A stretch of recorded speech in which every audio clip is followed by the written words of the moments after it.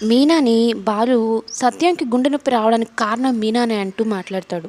Meena juice తీసుకొని రానా మామయ్య గారు అంటే, ఈ బాలు ఎందుకు నీ వల్లనే కదమ్మా మహాతల్లి ఈ ట్యాబ్లెట్లు వేయిస్తుందని మా నాన్నకి అంటూ ఉంటే, అప్పుడు సత్యం తిడతాడనమాట.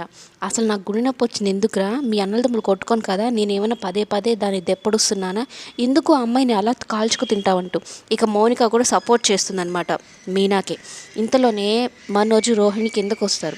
అమ్మా టీ అయ్యిందా అంటూ. అయితే నా మొహానికి కాస్త టీ నీళ్ళు పోయలేదురా, నేనేం చెప్పాను అనేది అంటూ, ఏయ్ పో టీ పెట్టుపో అని గట్టిగా అరుస్తుందనమాట.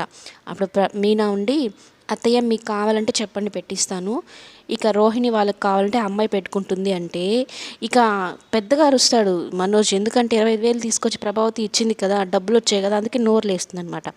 ఇక ఆ గొడవల్లోనే పార్వతమ్మ వస్తుందన్నమాట ఇంటికి సత్యంని పరామర్శించడానికి. అలాగే పండక్కి బాలుని మీనాని తీసుకువెళ్దామని.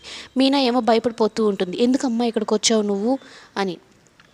అదేంటి అలా అంటావు, పండగకి పిలవాలి కదా, మామయ్య గారిని కూడా చూడాలి కదా అంటూ ఉంటే, ఇక బాలు ఉండి నేను ఎక్కడికి రావట్లేదు అత్తయ్య గారు అన్నట్టు చెప్తాడు. ఇక సత్యం ఉండి నేను పంపిస్తాలే పార్వతమ్మ అన్నట్టు చెల్లెమ్మ అని సర్ది చెప్తాడనమాట. అయితే మీనా ముందే ప్రభావతి ఆ పార్వతం నిన్ను మాట్లాడుతుందో, వచ్చావా దరిద్రపు దేవత ఇంట్లో పెట్టింది, వీళ్ళు అడుగు పెట్టి పోయారంటే చాలు ఏదో ఒక అరిష్టం జరుగుతుంది అని.